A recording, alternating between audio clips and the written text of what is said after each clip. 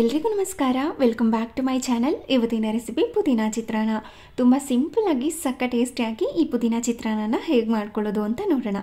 ಒಂದು ಪ್ಯಾನ್ಗೆ 1 ಸ್ಪೂನಷ್ಟು ಎಣ್ಣೆ, ಅದಕ್ಕಾದ ನಂತರ 7ರಿಂದ 8 ಸಿಪ್ಪೆ ತೆಗೆದಿಟ್ಕೊಂಡಿರುವಂತಹ ಬೆಳ್ಳುಳ್ಳಿನ ಸೇರಿಸ್ಕೊಂಡಿದ್ದೀನಿ.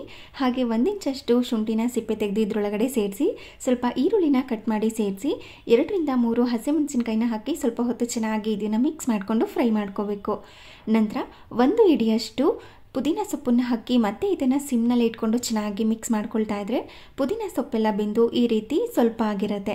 ಇದನ್ನು ಕಂಪ್ಲೀಟಾಗಿ ಕೂಲ್ ಆಗೋದಕ್ಕೆ ಬಿಟ್ಟು ಇದನ್ನು ಸ್ಮೂತಾಗಿ ಪೇಸ್ಟ್ ಮಾಡ್ಕೋಬೇಕು.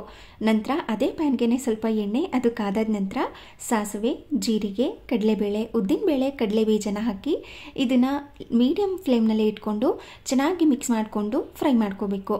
ಎಲ್ಲವೂ ಕೂಡ ಕ್ರಿಸ್ಪಿಯಾಗಿ ಆಗಿರಬೇಕು. ಅಲ್ಲಿ ತನಕ ಅದನ್ನು ಫ್ರೈ ಮಾಡಿಕೊಂಡು ಸಣ್ಣದಾಗಿ ಉದ್ದುದಾಗಿ ಕಟ್ ಮಾಡಿ ಇಟ್ಕೊಂಡಿರುವಂಥ ಈರುಳ್ಳಿ, ಹಸಿಮೆಣಸಿನಕಾಯಿ, ಕರಿಬೇವಿನ ಸೊಪ್ಪನ್ನು ಹಾಕಿ ಮತ್ತೆ ಇದನ್ನು ಚೆನ್ನಾಗಿ ಮಿಕ್ಸ್ ಮಾಡಿಕೊಂಡು ಫ್ರೈ ಮಾಡ್ಕೊಳ್ಳಿ.